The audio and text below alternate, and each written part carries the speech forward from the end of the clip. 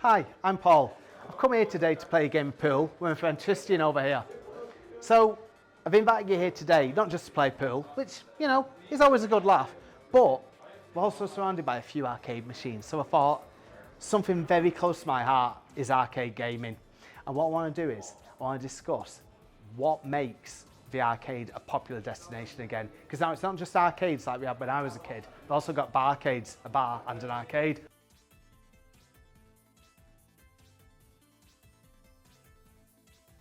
Mid-90s, well, the 90s in general was a massive key period because you still had a load of great, probably one of your balls, some great console games, to play at home and everything like that. But you still had the arcades that were still popular. Like in the early 90s, we had things like the fairground had come to town.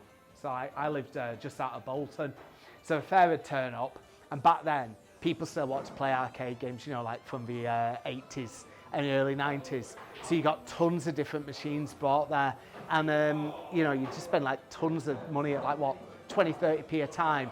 Obviously, then things were starting to change, and then you got to things like 50p a go, a pound a go, because people wanted those big sit-down arcade cabinets, your Daytona, your Ridge Racer, and things like that.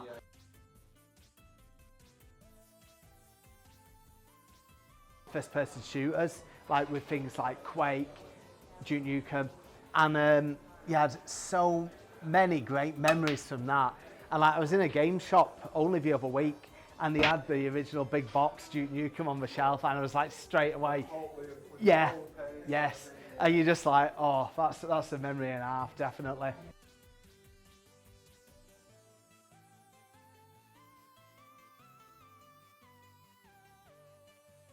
Licklemor to that.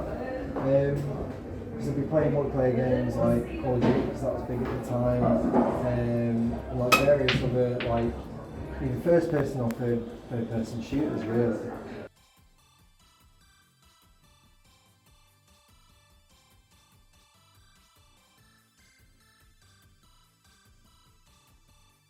With that one, I think people missed out on a lot of, the social side for years, for years.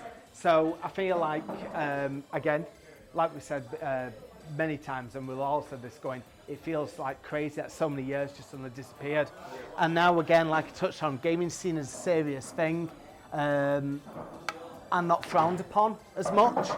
So now people actually seeing out the social aspects to go, you know what, through games, I'm learning new skills, I'm learning new people skills, I'm learning dexterity and things like that.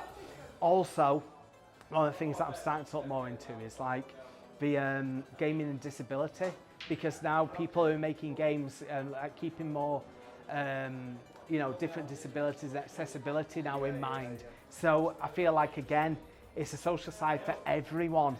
We were saying like the other week, going back in the 80s, say someone was blind, you wouldn't actually think about, I've got to make the game that everyone can play. Tristian, you've won. Thank you for joining me to discuss some games, arcades, barcades, and a bit of everything, and also beating me at pool. But I don't think I've done too bad because there's only one ball on the table, so I'll take that as almost a win. I know. Now you're just going to show me how to actually rack up balls. Thanks a lot.